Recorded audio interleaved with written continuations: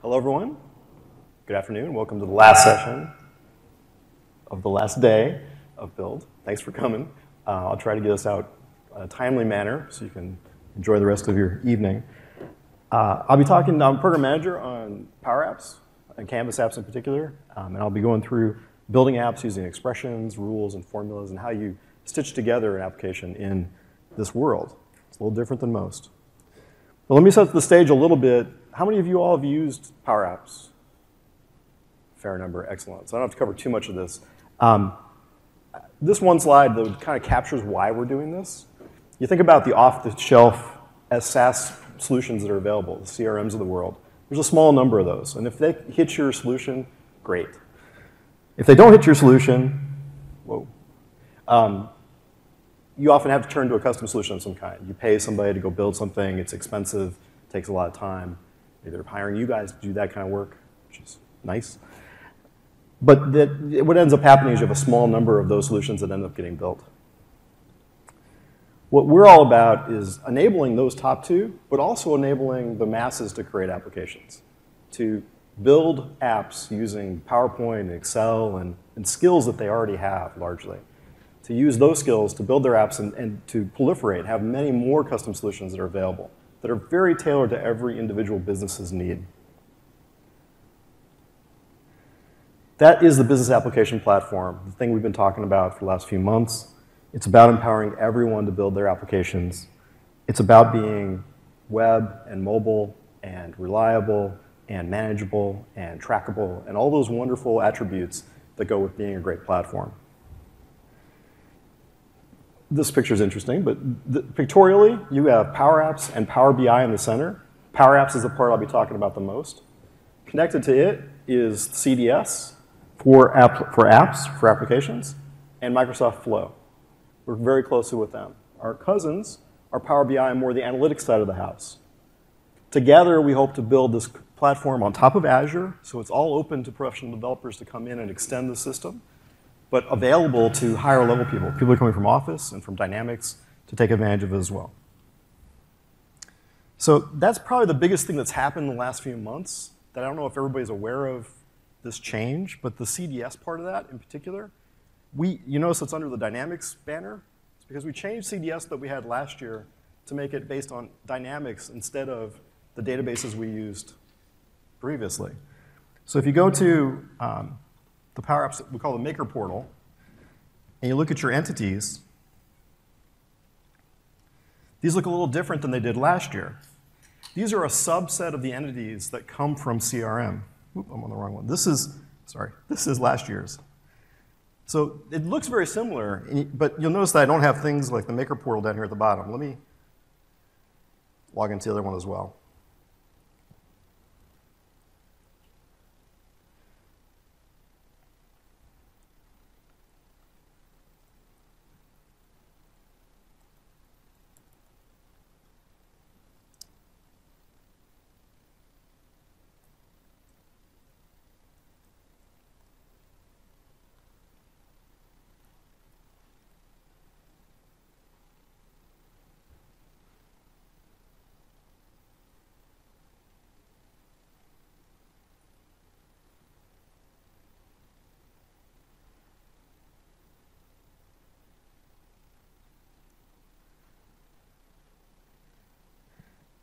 So I have a list of entities here too. These will be a subset of the ones that ship with CRM. It's meant to be a core standard entity set that can be used across all the apps and for people to build custom apps on top of.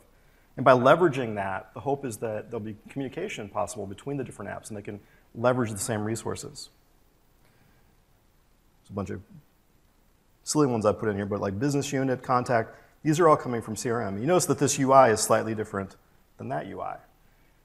This is the CDS 1.0, we kind of call it, that was shipped last year. And this is CDS, the upgrade, that we're rolling out now. If you try to provision the CDS database right now, you will get a new one. You can't even create the old ones anymore. And we're in the process of coming up with a migration plan to move people from the old system to the new system.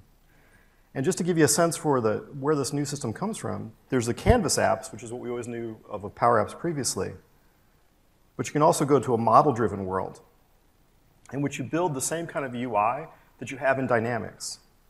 And so creating an app here, instead of creating a Canvas app like PowerApps did previously, it will instead bring up the Dynamics builders for an app, for a form, for a report, all the stuff that goes on in Dynamics. Now, you don't need a Dynamics subscription to use this. You need a PowerApps subscription. This is all baked in PowerApps now. Notice the header says PowerApps at the top. This works with Dynamics, but you don't have to be a Dynamics subscriber to take advantage of this work. And to prove the point even a little further, if you go advanced, you'll see the normal Solution Explorer that you expect to see from Dynamics, with the same assets, the same entities that I've been using both for Canvas and for the model-driven apps. So this is a major change for us. This is a replat, if you will, of that database around where we were previously, now onto something that's consistent and integrated with Dynamics world. Now, most of the demos I'm about to show you will be on the old world, because we're not quite have all the capabilities of the old world in the new world yet. We're very close. We're closing that gap every day, but there's things like relationships and expressions that don't quite work in CDS 2.0 yet. It's going to take a little still time to get there. So I'm going to be showing you stuff on the old system that shortly will be available in the new system.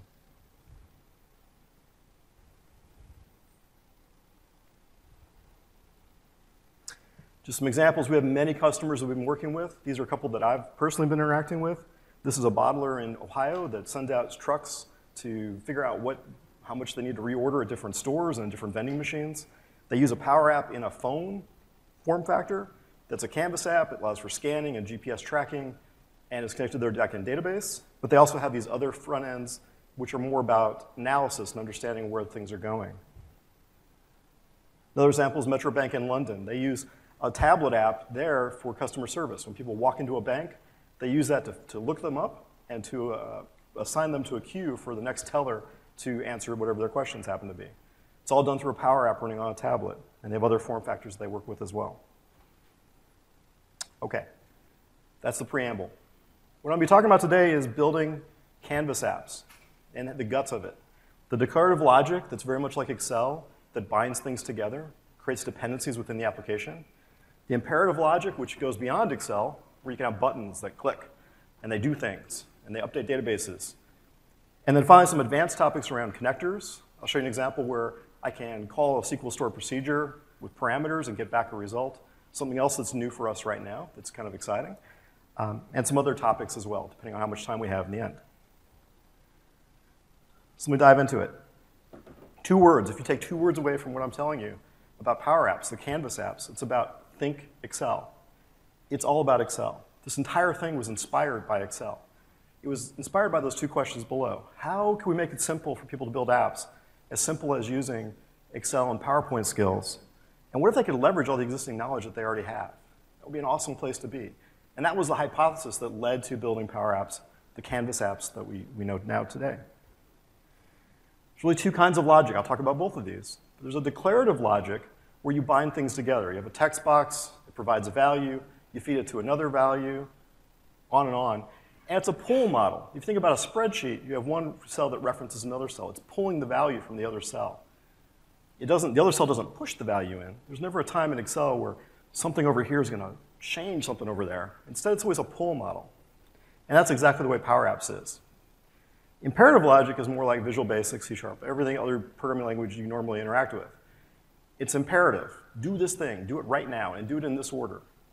And it's about pushing information. In Visual Basic, it was all about setting properties. I hit this button, okay, now change these properties and do this work. That's imperative logic. PowerApps has both of these. I'm going to focus on the declarative first, because if you can stay there, you're in a better place. It's easier to maintain your code. But there are cases where you have to go imperative, and we have facilities for that too. It's all built on formulas and controls. So the things that you bind together with formulas are the controls. So you build up an app with elements very much like PowerPoint, where you put down a text box, you put down a button, you configure them using properties that say its font size is blah, its border color is blah. And then you have formulas. Instead of saying a static constant, like saying the border color should be red, you can say the border color, if this value over there is less than 10, it should be red, otherwise it should be black. And you start building in these Excel expressions that do things like produce a color or produce a value that you can use as the properties for those controls. The product ships with a whole set of controls like sliders and rating buttons and text boxes and galleries and grids and all kinds of other cool things that you bind together using these formulas. That's your code. So references, like in Excel, would be B1, or B2, excuse me, is referencing A1. And so it's taking its value of 12 from A1. In PowerApps, you put down two text boxes. You can have one text box, its text property, which is what it displays, is equal to the text property of the other one. And if you change the first one, the second one just automatically follows on, very much like you would in Excel. It's exactly the same model, the same concept. And that was what we were trying to leverage by building this product. You can do references across sheets as well. So in Excel, you have sheet 1, bang, and then give a reference to a cell. In PowerApps, you don't have to do that so much, but all the controls and all the screens are live all the time. You can reference any other control anywhere else. So we'll show an example in a little bit where I have a gallery of items, and I pick one, and I go to a screen to edit that item. The screen to go to edit the item, it just references what was selected over there. Even though it's off screen, it doesn't matter. It's still available. It's still there, and a record that can be interacted with. So different from normal programming where it's all about, well, I'm going to instantiate the form. I'm going to tear down the form. And there's code to serialize and take care of any business or any cleanup or whatever. It's not like that here. All the screens are live all the time. It's really just a question of which screen is currently shown. There's a method for telling us which one you want. But it's as simple as flipping between them, which means you can reference anything you want anytime you want. Here's an example with 3 sliders. As I drag, they're R, G, and B. So I drag green up, it gets greener. Let's change it a little bit different. I'm just playing around. So those 3 sliders are controlling that background color, the fill color for that screen. Now the way they do that, and now I'm going to switch back. This whole time I've actually been in PowerApps flipping through screens. Part of what PowerApps does is it uses PowerPoint type concepts. So running a PowerPoint presentation in PowerApps is actually quite easy. I've got my slides here on the left. Those are the screens that make up my app. And as I've been walking through this presentation, I've been just switching from one screen to another to show you something. Which means I can put live content on my screens like I showed you here. At the top of this screen, I have a formula bar, very much like Excel. I've got controls like sliders. They have different values. The fill color for the background, that's equal to an RGBA, which is a function, which converts numbers to a color. And I give it the slider 1 value for red, slider 2 value for green, blue, and opacity of 100%. As I change these values, that formula gets recalculated automatically for me. There's no on change event for the slider that says, okay, I've changed, go recalc and change. No, the dependency's already been established that says the fill color depends on those sliders. Change the sliders, the fill color will automatically change out from under you. You don't have to do any of that programming. So it's like the application is recalcing all the time. As things change, it recalcs, takes into account the new data, and moves on. So state management becomes a really interesting thing in this world, and I'll talk about state in a little bit. You notice as I get these darker, it gets really hard to read these numbers. One way to fix that would be to have their color be dependent on the value. So I can say if slider 1's value, if I can spell it right,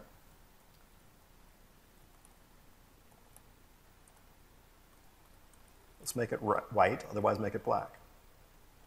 And as soon as I put the end paren, it compiles it, starts interpreting it, and now you see that it's white. As I change this up here, it becomes black again. Again, it's just something that's happening automatically. I don't have to think about it. It's just recalc of the app.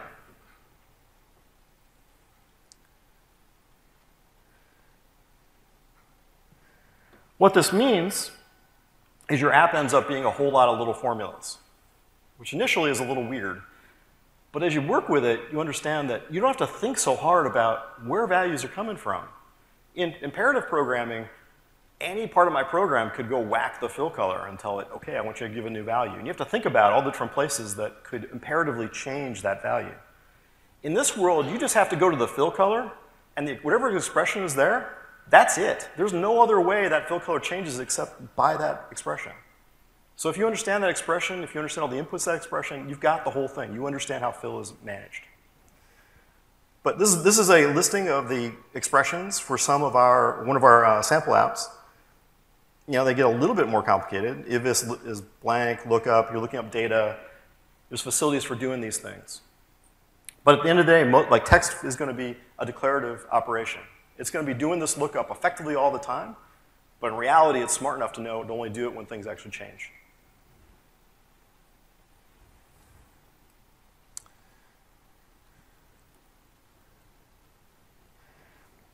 I want to talk about this just for a second because it confuses some people. There's different kinds of properties. There's input properties, and there's output properties, and there's both properties.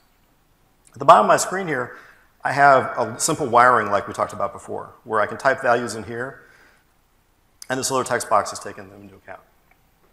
The wiring behind this is like we showed in that slide previously, where the text property for this guy is equal to the text property for that guy.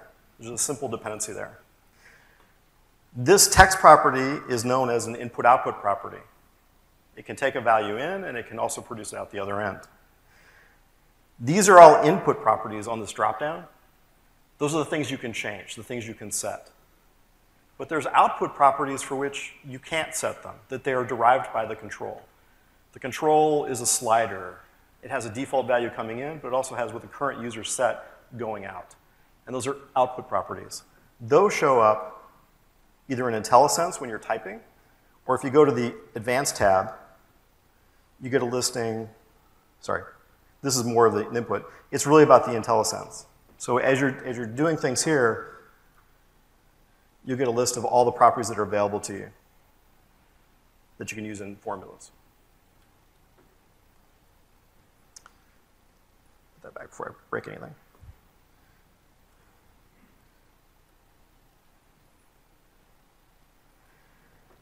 We take a lot of lessons from Excel. If you know how to do it in Excel, we're trying to leverage that as much as possible. This is a list of all the functions that are available in PowerApps.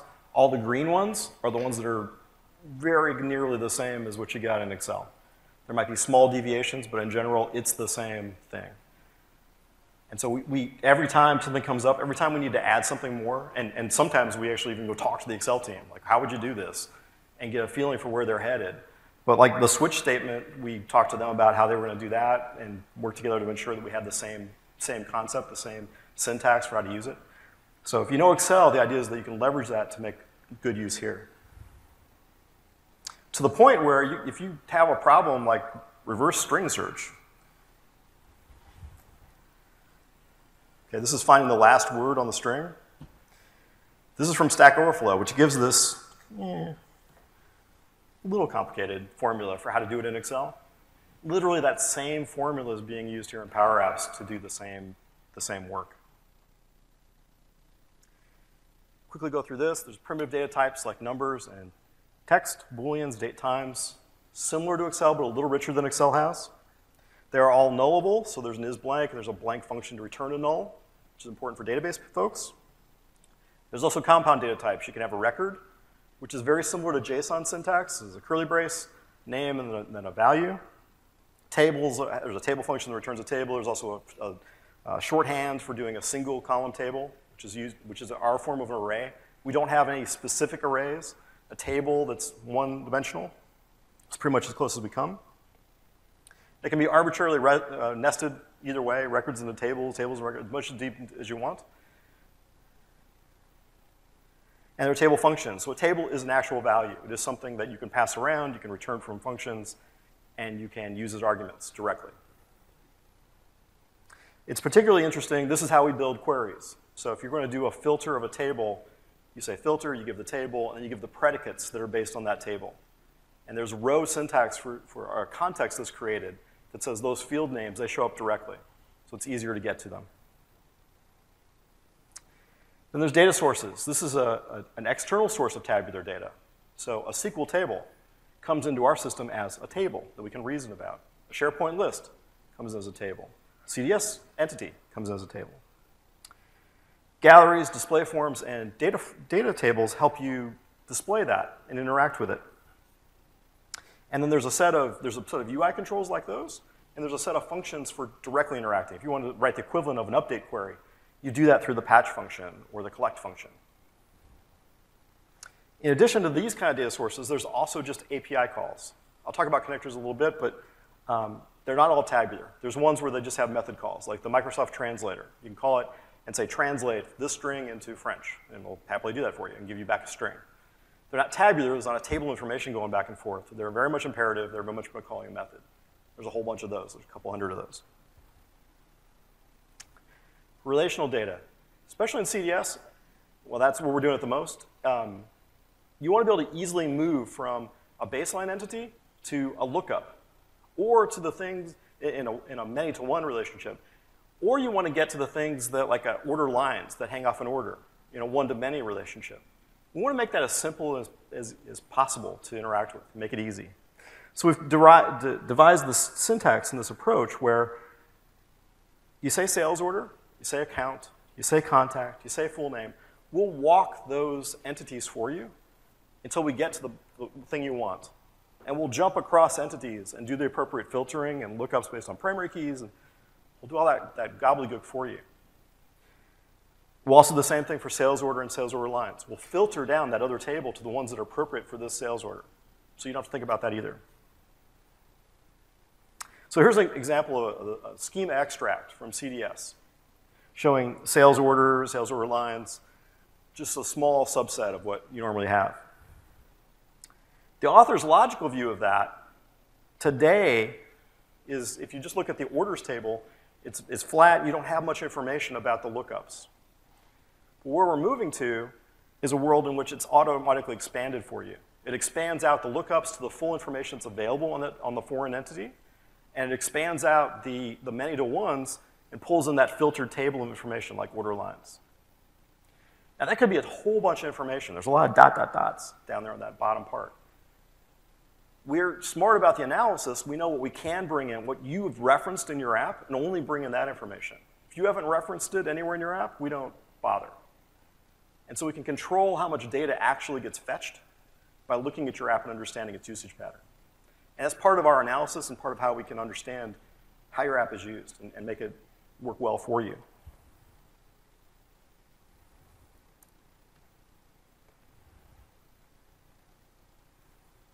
So with that, let me actually show you a real demo.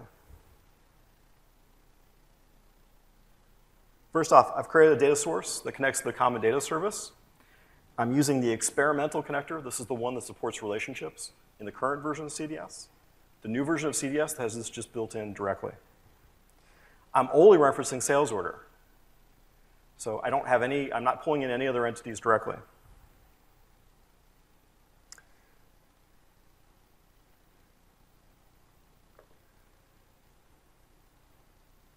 First thing I'm going to do is bring a gallery to view the items that are in that entity.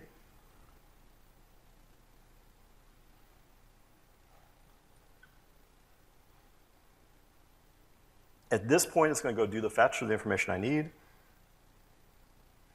And so I've got this view of those two orders here.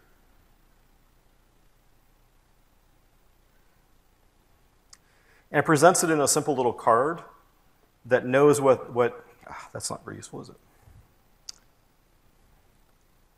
It knows what fields are interesting because it's been tailored to that standard entity. Part of the benefit of using the standard entities, there's a bunch of UI hints that we can provide in the system to make this look nice and interact really well. But right now, this doesn't do a whole lot. I can switch between them. Not terribly interesting. What I can do is I can insert a form to connect to it.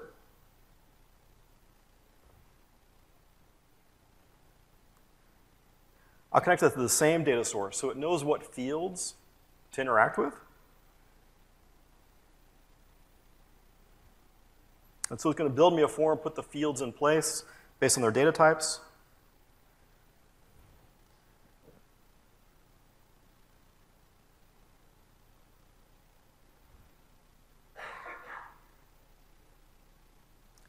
Now the key piece that's missing here is I haven't told it which of my orders I want to look at. To do that on the form, I tell it the item I want,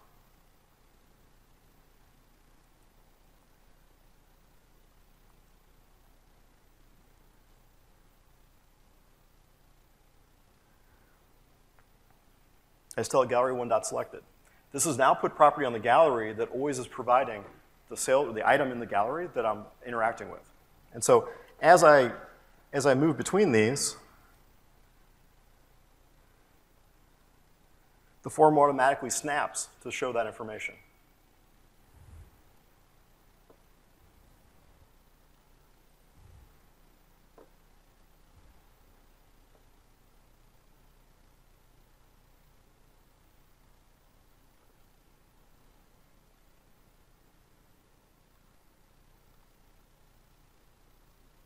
Now this list of fields, I can tell it what fields I want to have in my form. And I can tell it I want to add the account field. That brings on another card. These cards I can resize and move around and reorder all I want. Things just kind of float around to accommodate. But anyway, I'm interacting with that form and setting it up the way I want it to be. Next thing I'm going to do is, let's see the line items for that order. For that, I'll put a data table down.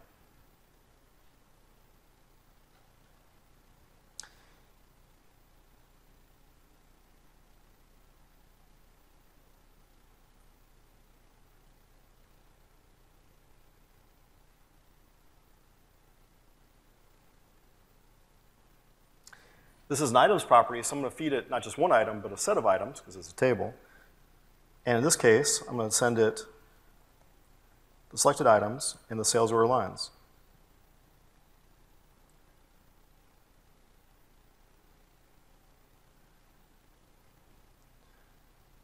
So it's already showing me 2 of those. Let's get something a little more interesting.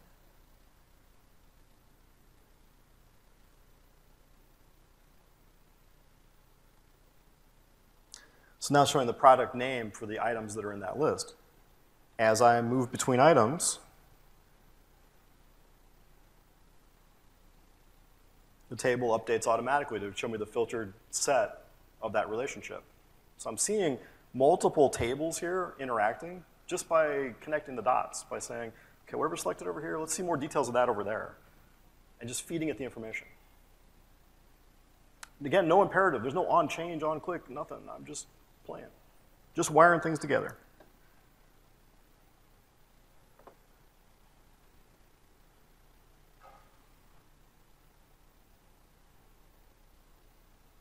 Now,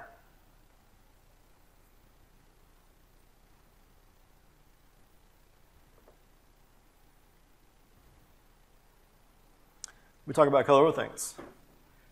PowerApps has a fairly sophisticated query engine. It can do a lot of filtering and work on its own on the client. The problem with that is you have to move the data to the client, and you don't want to do that, obviously. If you have a 1,000,000-row table, you do not want to do a filter based on some predicate to find the needle in the haystack, the 1 row out of 1,000,000, by bringing all 1,000,000 down to the client. You want to be able to push that predicate to the server. We call pushing that delegation. And everything I just did is fully delegable. It's fully able to be pushed up there, and all the work will be done there. We'll just get the results back here. That's not always the case. PowerApps has the richness of Excel. Imagine you want to compare the quantity with the square root of the something. In Excel, you have this very rich expression language, and we have that in PowerApps. You can write things that there's no way you could ever push that to SQL, or you could push it onto OData. And for those, you need to kind of avoid them, and we need to flag them for you. So if we go back to this expression, the sales order lines, if I put a filter on here that says I want to filter that based on, let's take the rightmost character of the product name.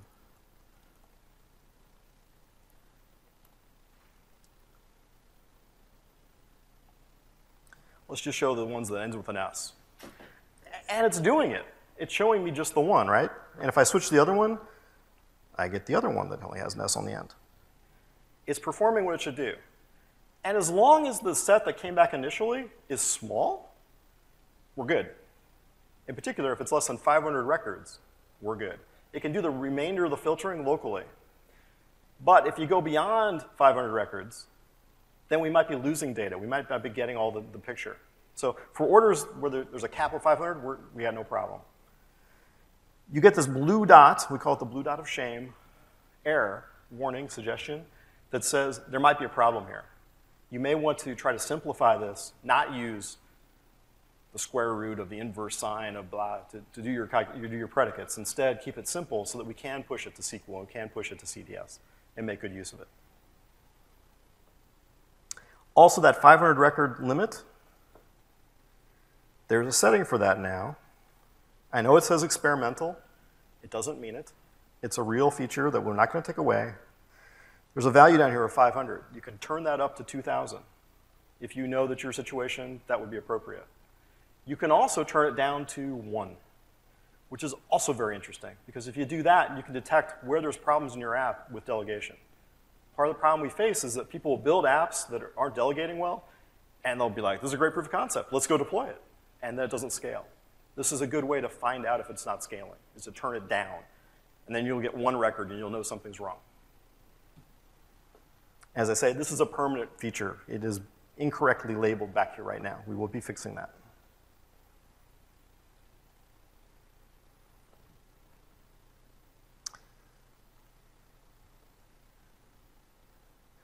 So there's a list of delegatable data sources. There's an article about the overview of delegation and how it's used and what functions in PowerApps can be delegated and which ones cannot in general. Rules. Part of our mission is to replace InfoPath. InfoPath had very simple rules that were like, if this is true, do this other thing. They were voiced very much in an imperative style. But as I've shown you, we're really not about the imperative thing. We're about declarative. And so we had to shoehorn that in somehow. So let me show you an example of how that works. If I go to, let's say, total amount. If I go to this text box, I can define a rule on it.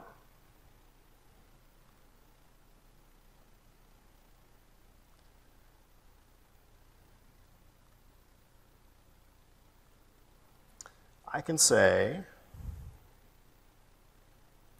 the value of that text box is less than 10, let's say.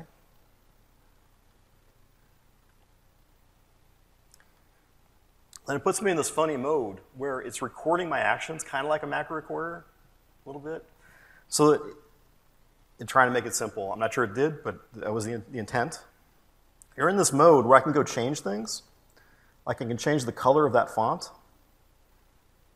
instead of its normal color. I can change it to red.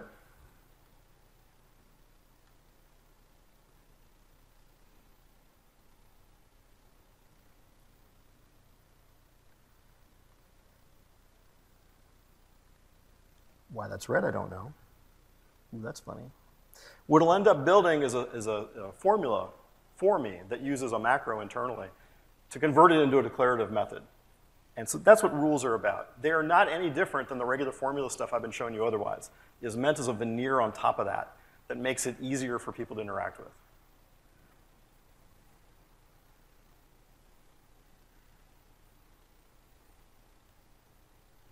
Okay. Let's talk about imperative logic. Excel, God bless it, doesn't have events, doesn't have buttons, doesn't have a way to change things at all. If you think about it, Excel really doesn't have a button. You can insert an OLE button and it can run some VBA, but it's completely outside of the normal calculation engine that is Excel. It's a bolt-on. Apps need that stuff. Everybody expects a button. Everybody expects to be able to interact with it and do things as a user to drive it, other than just viewing the information that Excel would provide. And so we had to bolt something on ourselves, and that's what we did. So beyond Excel, you should avoid it where you can. Declarative logic, as I've said, is easier, and we found this time and time again with the kind of apps that come back to us, where people get confused and they'd fall back into imperative world. It gets hard. It's really not designed for that. But you can do it. And there's a button on select, which is when you click. There's a screen on visible. There's an app on start. There's a bunch of events that you can wire into and have it do work on your behalf. And you chain those together with a semicolon, or if you were in various locales where semicolons used for something else, you use double semicolon. Set of variables value, change screens, etc. There's a set of variables, state variables. For the most part, everything I've shown you so far, and as much as we can, we try to keep the state in the controls. As an author, you shouldn't have to think about managing your own state. But it's inevitable. Sometimes you have to. And when you do, there's 3 kinds of state that you can interact with. One's global variables. They're the simplest to use. There's a set function. You set a variable equal to a value. Done. And you can reference that value anywhere in the application. Older is context variables. These are scoped to a particular screen. And with the navigate function, they can be used to pass parameters essentially into that screen. So they're useful in that regard.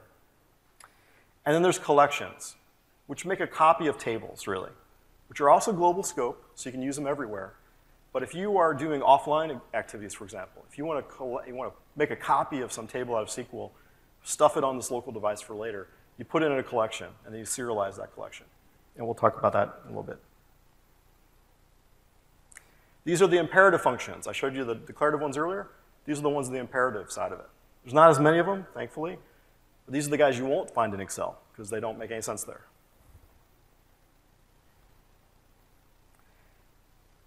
Talk about this for a second. I've already kind of mentioned it, but we do analysis of the entire application. It's a closed system to us.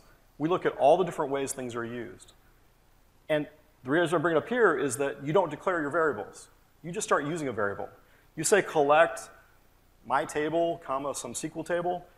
My table automatically inherits the schema for the other SQL table.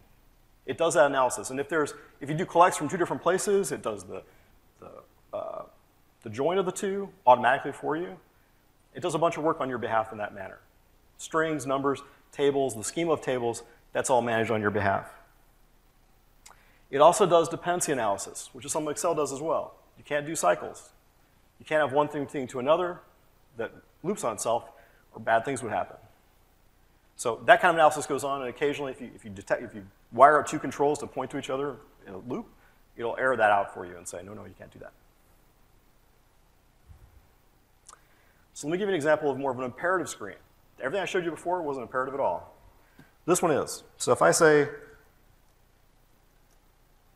a world, put a priority on it, add to the collection, it added it to a variable behind the scenes. And then this table is like the table before, but it's reflecting what's coming off that collection I just added to.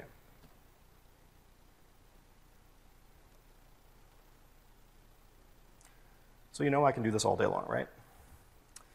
And there's a way to clear it as well. It all goes away. Behind the scenes, this button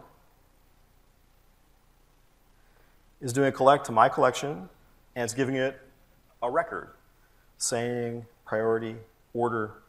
Order being, it just increments because it's counting the number of items that are already in the collection and just adding 1 to it and adding that to the collection. That statement defined the schema for my collection. I didn't have to do it anywhere else. This is just the way I happen to be using it. And because of that, it created in the background. Things like collections are available in the backstage. So if you go to My Collection, you see a simple representation of what's in that table, and you can drill into it. Variables are also back here on the different screens, and the ones that are global. The ones that are table-based, you have to drill into, and you can see the table. This happens to be a table of images. It also shows you the references and the uses and indirect uses for each of those variables. So you can map it out, because it's doing all that analysis to understand everything's used. Kind of like Excel, where it'll give you a dependency chain between things. This is kind of like that.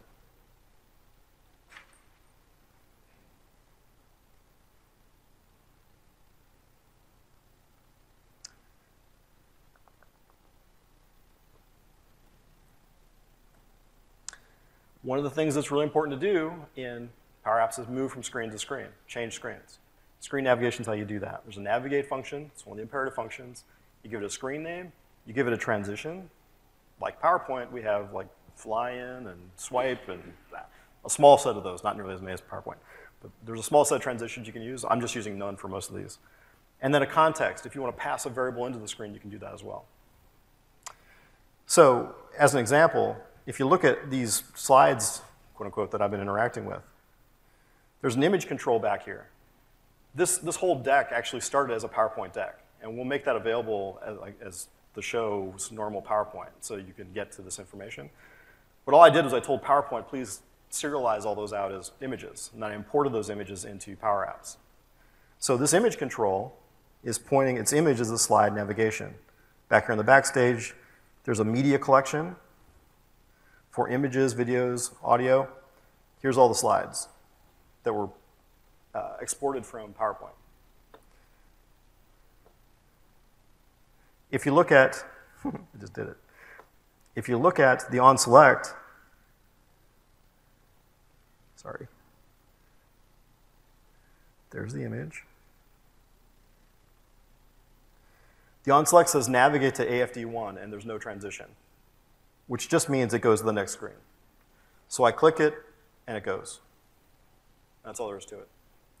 On each of these slides, I also have a transparent image on the other side, and all it does, it says back. It keeps a history chain of the different navigations you've done, so you can go backwards as well, very easily. This also brings up something else that PowerApps does, very much like Excel. I'm not ever in design time versus runtime. You notice that when I clicked, it took me there, because it's live. Everything that I do at design time, this is a running application, very much like Excel. You're in Excel, you never go into, okay, I'm gonna edit my formulas now. You're just whacking the formulas, and it's calculating on your behalf behind the scenes. That's true here as well, which makes application development much more rapid, because you can just interact with it, try things directly in the environment without having to even hit preview to go see things. You can just do it directly here on the screen.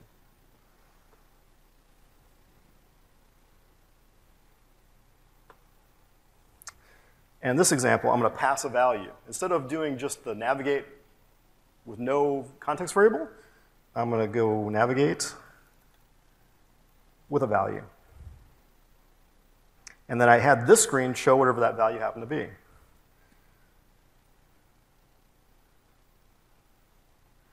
So if I look at text equals message, message is a context variable that was created by this navigate call.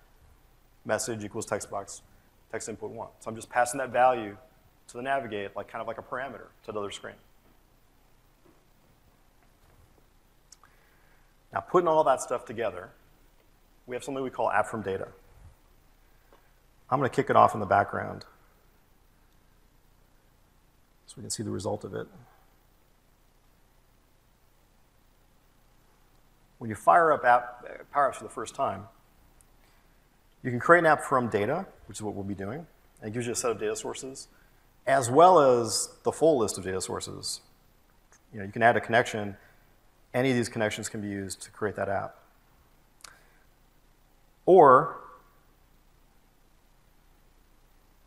what did I just do?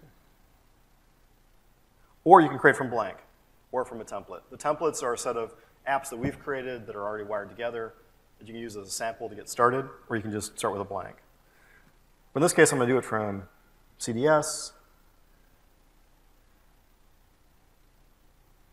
It will think.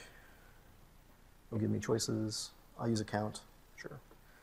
And it'll go off and do that. So I'm going to let that run for a second.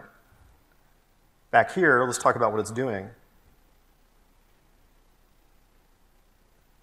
It's creating a 3-screen app for me. It's creating a screen, very much for a phone, where there's a browse screen where I can see the different items in the gallery, like we've already been seeing.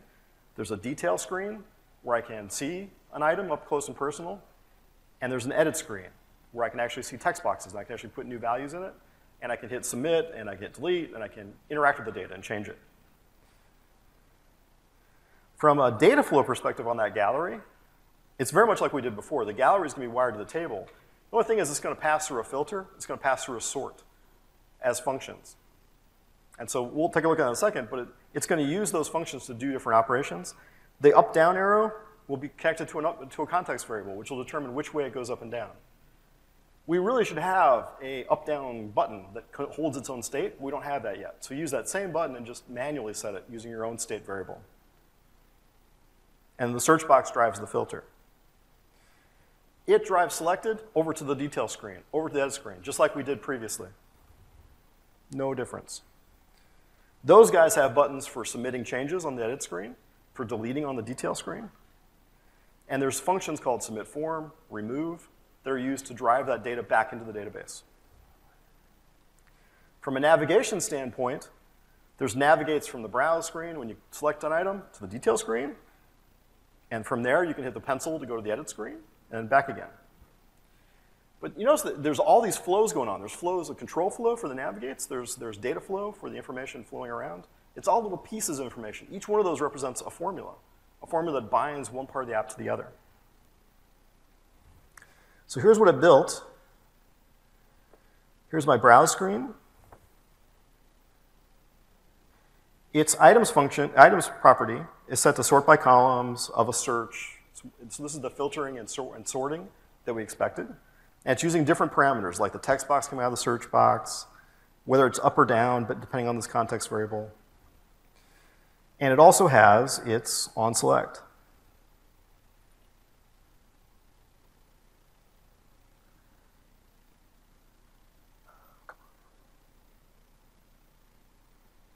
Sorry.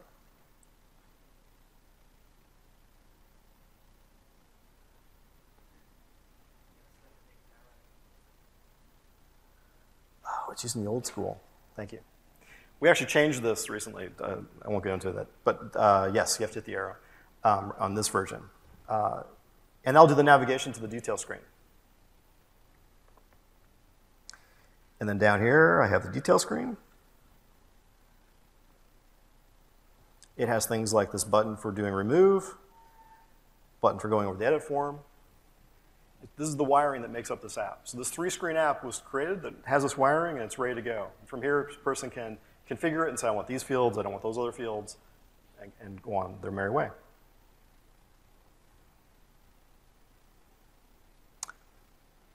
All right. Let's get into a few advanced topics before I try to get you out of here. Connectors. There's a bunch of them that are shared between Flow, PowerApps, and Logic Apps, and Power BI. There's a whole group that just manages the connectors. And you can create your own custom connectors, which a lot of people do. Put up on Azure, and then you can use that as your source of information. Wow, that's fuzzy.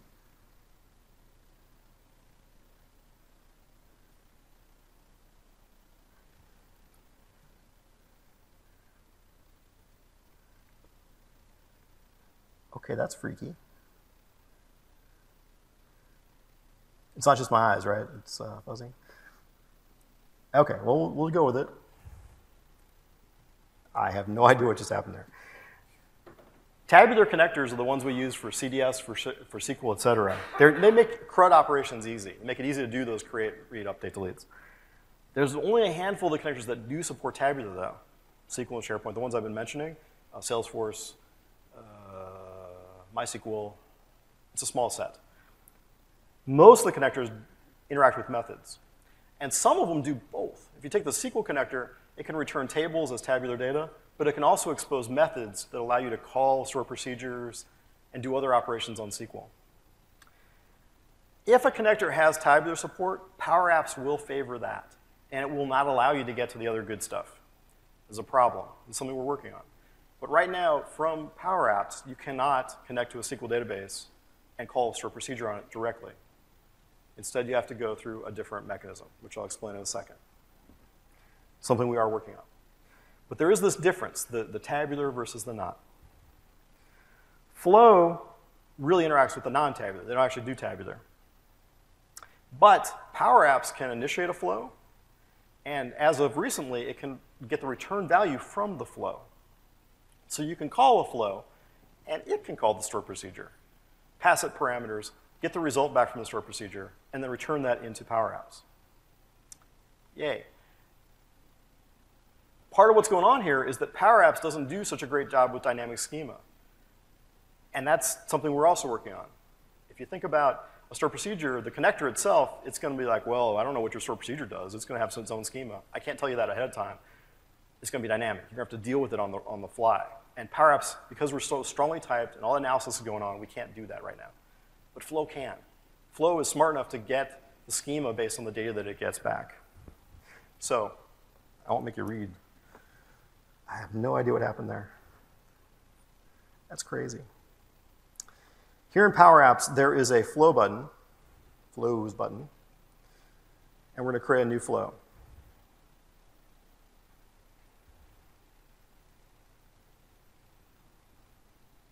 It's going to start off with a PowerApps entry point, and we're going to give it an action to do, which is the store procedure.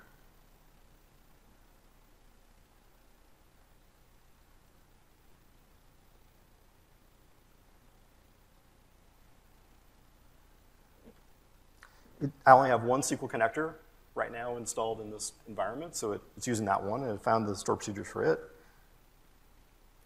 And it knows about, and it takes a parameter, so I'll say Colorado. Just so you know what this all looks like, here it is in SSMS. Here is the Sprox definition. This is the AdventureWorks database. I've got a bunch of tables there. I've got this query that's doing a join across a bunch of them to find out the orders that are based in a particular state. And I pass as a parameter so I can just return the totals for that state, for that customer by that state. If I run it, I get this kind of output. I pass into California, I get back a table of values. Total sales for this customer that happens to belong to that state.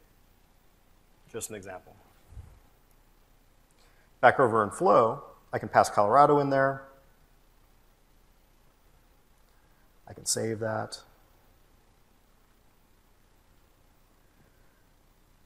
I have to give it a different name.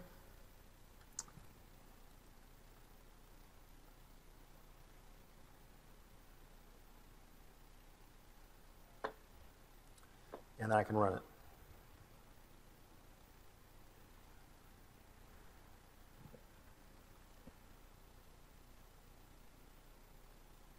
Do some checks, everything turned out okay. If we look at the output from my store procedure call, I've got this JSON, which is showing a table of just one item, which is a write. My table 1 is that result. That's the stuff I want. So this is pretty straightforward so far. What I'm about to do, I wouldn't call it a hack, but it's not exactly obvious. What I'm going to do is I'm going to cut and paste this schema, this result, this table.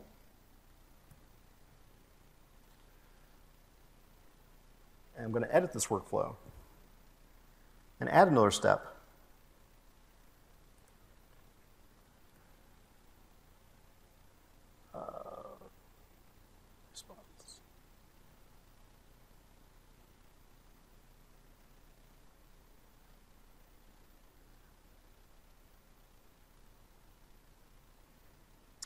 Here I'm adding a response action in Flow.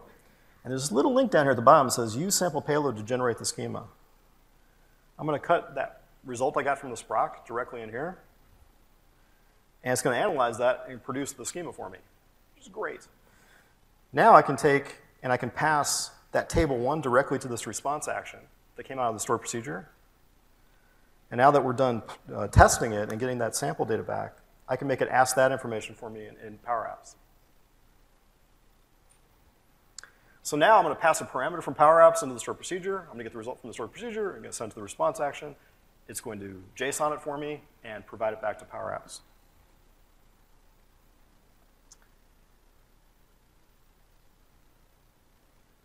Which isn't that one. Sorry?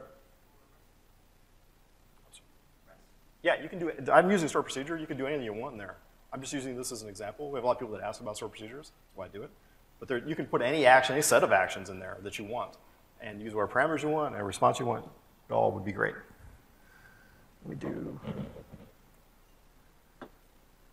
Aha. Gotcha. Okay, back to PowerApps. It miraculously already knows about my flow, so I can insert that.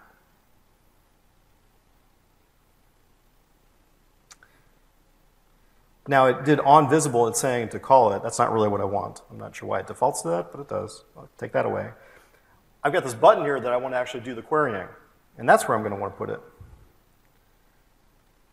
And then I'm going to want to take that from the text input box. So I can put Colorado or New Mexico or whatever I want here. Now this is an imperative function. It's not going to continuously provide this data. It's not going to automatically refresh it, not like the tabular connectors would. So here, again, I'm going to use a variable. I'm going to use a collection. Collect adds to the end. Clear collect wipes out what's already there and adds it to the end. So for this case, if I want to set the collection, that's what I want to do here. So create a new collection, call it state sales, and give this value. And then this table that I've got here, let's set it equal to that value.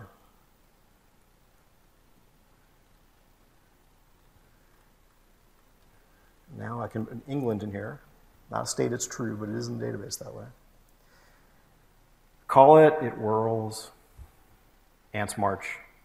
Don't see anything, but that's because I didn't tell it what fields to show here. Let's do that.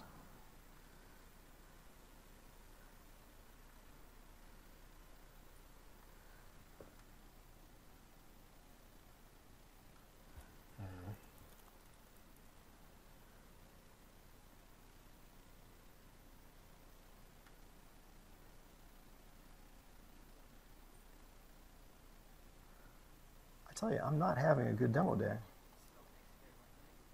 Did I spell it wrong? Which one? Oh, I spelled New Mexico wrong? Given I grew up there, you'd think I'd get that right.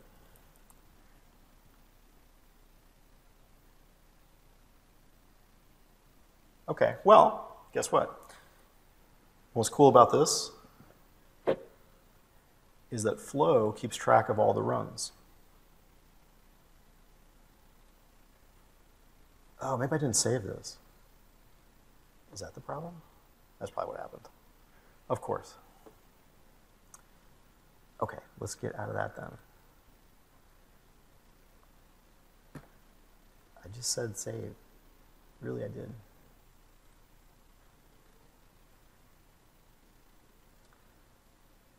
It does keep this run history.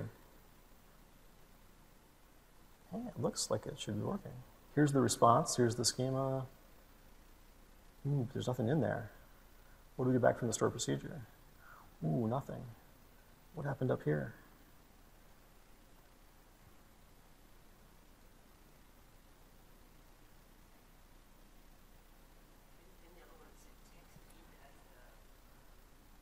Did I mess up that? Text input 1? Oh, it's probably not that, is it? Customer state, that's what the problem is. It's some other control somewhere. See, all of us together, we can debug it. It's awesome. Now we get something.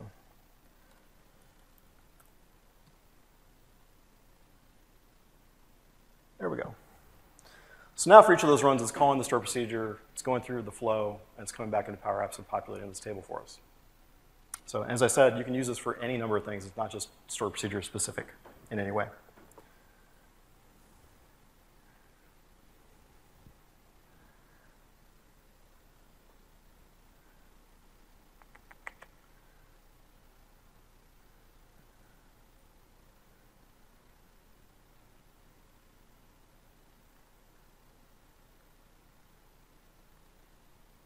And then now this is nice and big. Well, who knows? Well, let's talk about this for a second. Changing values. There's no two-way data binding in PowerApps. So if you have a variable and you want to have a text box for the user to interact with it, you can't just bind it and then have changes go back and forth. Again, that's that whole cycle thing that would be a problem in Excel. You don't want that to be happening here either. So what ends up happening is there's two properties on that text box. There's a default property, which is the input, its current value, and then there's an output property. And so you feed default with what the current value is coming out of a database, for example. And you take the output property and you use that to change the database based on the user making a change to that value. You don't want to cycle it. You don't want to take the output and run into the input in some manner. That would be a cycle. That's uncool. What you can do is you can put an imperative action in that loop. If you think about a database, You're going to be bringing values to the current record into your UI. You're making changes to them. At some point, you're going to say submit, where there's going to be at least an auto submit of some kind. That imperative action is kind of a gate. It allows that value that's been changed to now make it into the database and to come back around. And that kind of a cycle is fine. It's controlled by some kind of user interaction or a timer or something that's not just automatically, infinitely recalculating. And that's what we're trying to avoid. So what that looks like, here I've got the end time for this talk.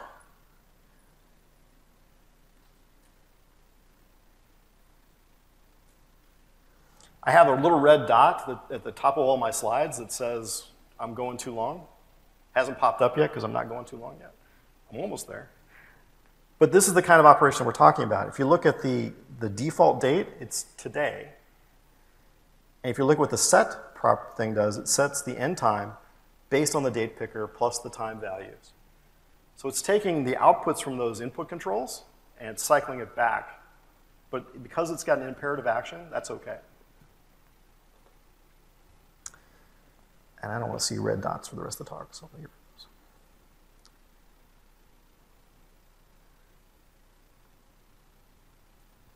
Now, just the last couple topics. Patch is how we manipulate it without the fancy form controls. It's a way of getting information, kind of like using an update query to say, for this table, for this record, make this change to these fields. There's for all. It's a way of doing iteration, kind of. It's a set operation. It basically says, for all the items in this set, kind of like a set-based query in SQL, do this operation on it. And so there's no guarantee about the order of things between one row to the other, and you have to be careful about that. But in general, it's not a problem. In general, you can build queries or build formulas that don't have those dependency issues. And where all this comes together, I don't have a demo for it, but it's commonly done, is offline data. People like to take their data offline, especially on these devices, and this platform is all about mobile devices. You pull in data from SQL or CDS or Excel or any number of sources, and you put it into a collection. And then you can save data on the device locally, per app, per user. And I believe it's encrypted. It's safe to be on that device. Then when that same app comes up again, it can load its data back in. And it gets that tabular data back in. It essentially has that offline store. And so you can create this very crude application where you can move information to the device, go offline, out into the field, interact with it, come back. And when you're back online, you can check to see if you're connecting the net and then upload your changes and cache those changes on the local device.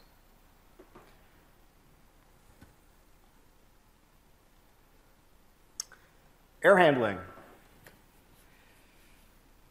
PowerApps grew out of Project Sienna, which was kind of a prototyping tool that was built a number of years ago. Back in those days, errors, don't bother me with those. Those are just going to mess up a demo. I'm trying to show something off here. We're putting error handling back in the product. It particularly came acute when the way that Sienna and PowerApps previously used to represent errors was with nulls. Well, databases have nulls, and that's not an error. That's a thing. And we can't just overload null to mean error all the time. So we are properly differentiating those two. And so there's a new function in the product called if error. It's essentially kind of a try-catch. If you get an error, then you can provide a different value instead. There's a new notify function, or if you look in the product right now, it's, I believe, send error, show error, that allows you to throw a banner so that you can tell the users a problem. We're renaming it to notify to make it a little bit more generic, so you can send messages, warnings, and other things besides just errors.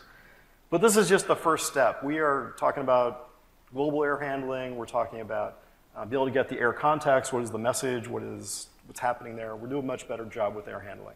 Because to date, we have done next to nothing with error handling, which has been a big problem. So there's more to come in this regard for sure. And I'm pretty much done. And we can take questions for the rest of the time. There's a number of session resources here. PowerApps.com is your starting point. The community has a bunch of information. The documentation has a bunch of information. The community in particular is a great resource to tap into. These have all happened, so go enjoy the recordings of them. This is the last one. But there's a number of, we have done these talks at Ignite and other places as well. Those are also online on YouTube. We're big into producing videos, so you'll see a bunch of those, a bunch of webinars, a bunch of blogs. But these talks would be very useful to you as well. And with that, I don't know if you can still win an Xbox or not, honestly. This one's fuzzy too. That is bizarre. Okay, that's my talk. Thank you for attending. Thank you for your quiet attendance. And I'm happy to answer any questions you might have. Yep.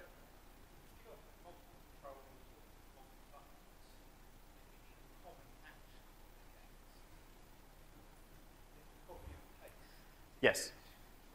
Yep. Is there going to be updates to allow for Yes. There's two things coming in that regard.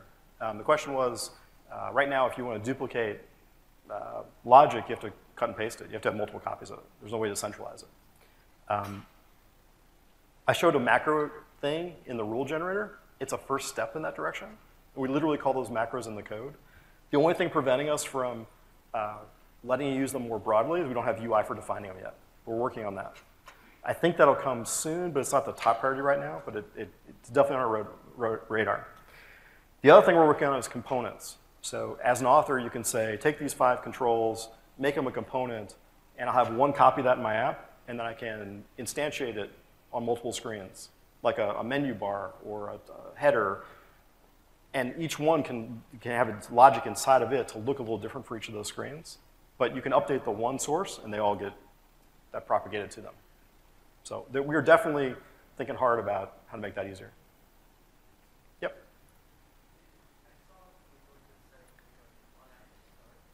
Yes.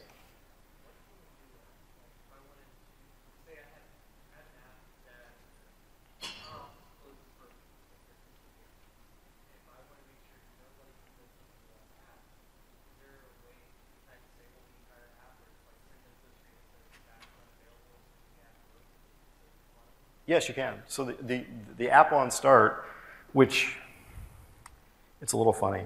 It's on the first screen. Down here you see on start. It's really not associated with that screen, but we put it here because it was a convenient place to place it. There's no app object, which would have been this convenient for it, so that's where it goes.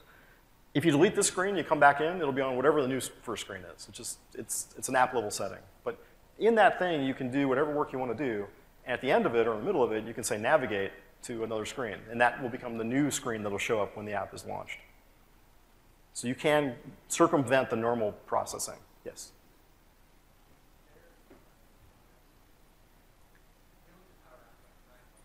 Uh-huh.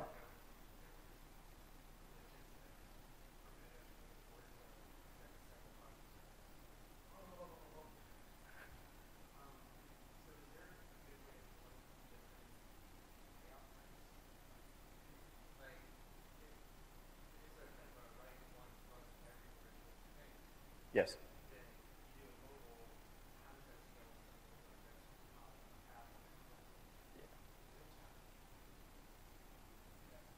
So the question is about multi-form factor and being able to have something that adapts or responsive, that kind of ilk, I think.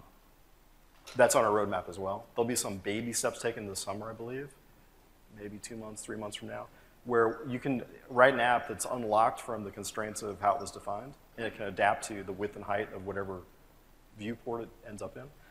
And you can write formulas based on that say, okay, we're in 4K, whatever that means, and then you can have you can either scale or you can decide to keep them the same scale and just have more of them. And that's the intent is to take advantage of that extra real estate. Right now we just scale everything. So on a big TV, a 50-inch TV, it just gets huge, and that's not terribly useful. It should do a more graceful mode in that way. But it'll be a baby step. The full-on responsive thing we would like to do as well. We've got designs for doing it. We just have not had a chance to implement those yet.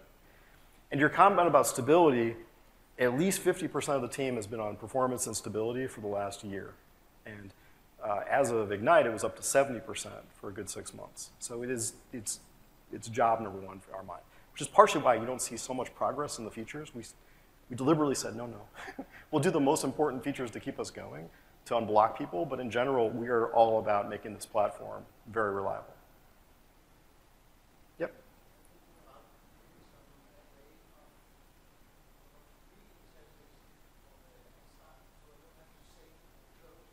Yeah, it's one of those things. The fact that it hangs here, the fact that there's not a button to say do it now. There's all these things, these low-hanging fruit. You're just like, why haven't you done this yet? And it's just, it's higher priority. It's just priorities. It's definitely coming. Yeah. Be able to directly run queries. That also is something that's on the radar, but that I don't think will happen anytime real soon. It probably won't happen this year. Yes. Yeah, views, and then we'd very much like to do stored procedures directly. I showed it with Flow, but I'd like to be able to do it without having to go through that step. That would be helpful as well.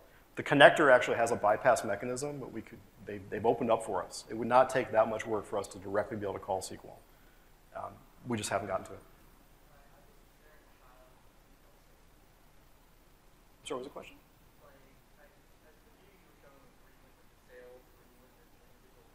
Yeah.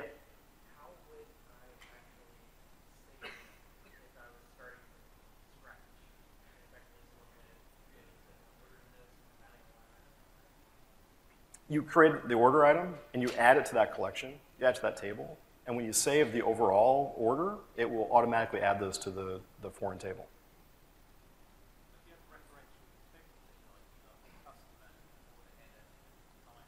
Yes.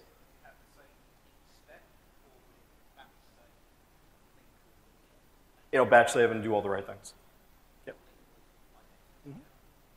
That's the design. It's not all there yet, but that's where we're headed. No, so the work for relationships is intense for a particular connector. We're starting with CDS.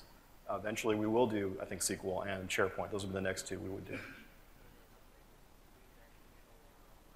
Yeah, you can wire up yourself. You can handle the foreign keys and do that wiring on your own today.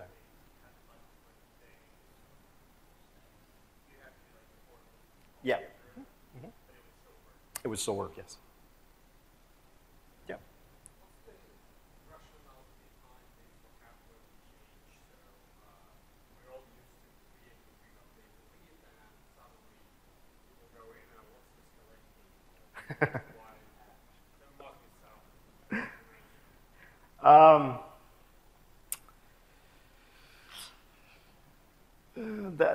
So there's various explanations for that. When Collect in particular comes from Sienna, and when that was being built, Bill Gates and a bunch of other people that were senior at the company kept hounding the team, telling them, thou shalt not call it tables, you shall not be a database product, you're going to be something else. And so they deliberately avoided database terms and database functionality. So that's where that came to pass. Patch is inspired by OData. That's how you do operations of updates, is through OData, and we use OData behind the scenes to do that. So that's where that came from. But yeah, I agree with you. If you're a SQL person, it's like, this is odd. It's a little different. Yeah, it's a good story to tell. Yeah. Yeah.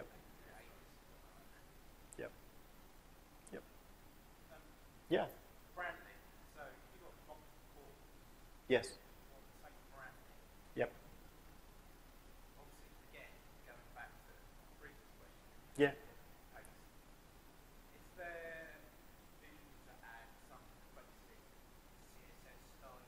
Yeah.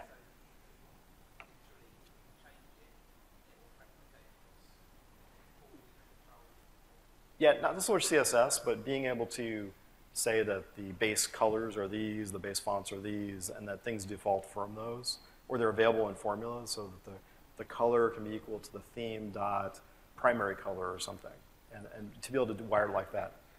Sorry? Yeah. So that's a direction we're definitely headed. It hasn't bubbled to the top yet. The component stuff will help that in that you can create that header that you can centrally control, and then it'll just replicate through. Another thing people do today is they'll create a variable on the onStart or somewhere else that captures the color value or the font size or something, and then they can centrally control it there and have it replicate throughout the app. But it's ugly. It's not perfect. Yep.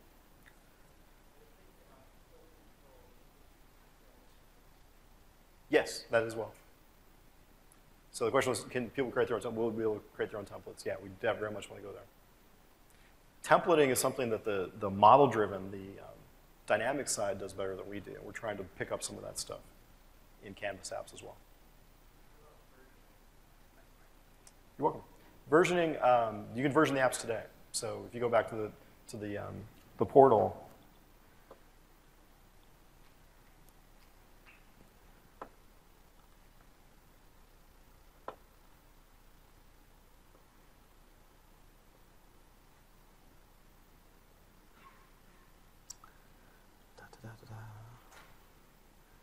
and you wait a while. Let's try this one instead. This will be better. The Girl Scout cookie app. That's my daughter's app. Details.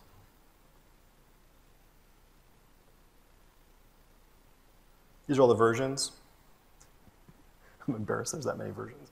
But those are all the versions, and the last one is the one that was published as live. Yes, absolutely. So you could, if I were to go make an edit right now, it would be on top of that published version, and I can have drafts, and at some point I can decide, okay, publish that version, and that becomes the main deal. So,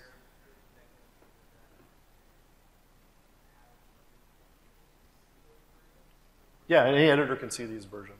And was authorized to edit that app can get to these. So you can collaborate.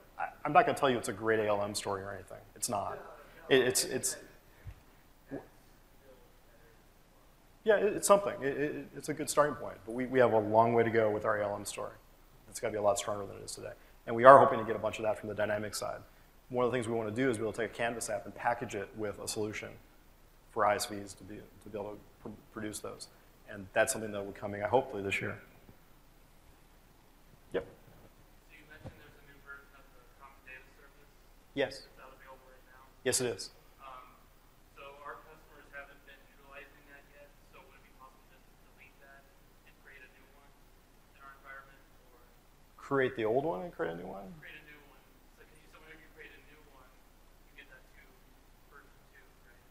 Oh, so if you create a database, if you just provision an environment, there isn't a database automatically created. You have to. That's an extra step you would take to create the database. Right. So we can delete the old one and just create a new one. Yeah, totally. Yeah. You can't even create the old ones at this point. You can only create new ones. Yep.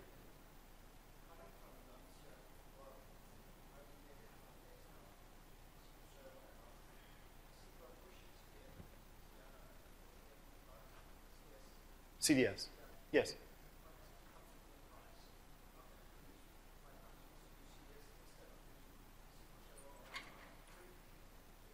Yeah, we're not, we think CDS is going to be a great place for people because well, take for example, I work with a bunch of Access Web App customers, which is being deprecated right now. They were accustomed to having server-side logic, the ability to have triggers. That's something you can do with CDS, and you can easily wire that together. Now, you can create a Sprock in SQL to do that too, and that's how Access Web Apps did it, but it's harder. So things like calculated columns, roll-up columns, server-side logic, packaging, auditing, an ALM story. There's a bunch of stuff that CDS brings with it, which we think are going to be beneficial to that kind of an audience. But SQL will always be there, and we'll always support SQL. It's a great database. We love SQL. Most of the production apps today are on SQL because it's so solid and so stable. And that won't be going away. So at one level, yeah, we promote CDS. We think it's a great place for your data. But SharePoint's fine too, and SQL's fine too. And we're not going to be rigorous, it has to be in CDS. It will not be like that.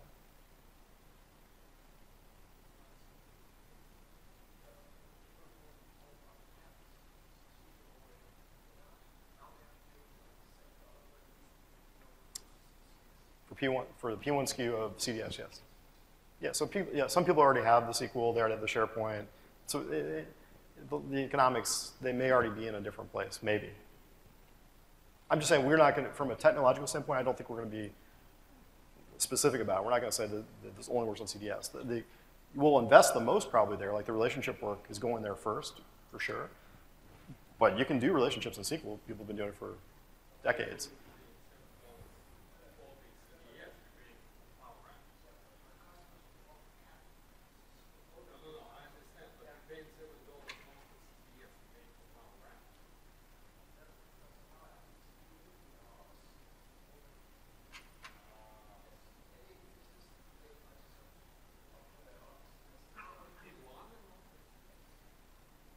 P1 is not in Office, but Office SKU you can build apps on SharePoint, for example, and I think on SQL without using CDS.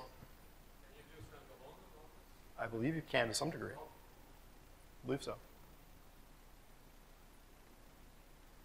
Other questions? I think there's a party and probably some flights to catch, so I'll let you go. Thank you very much.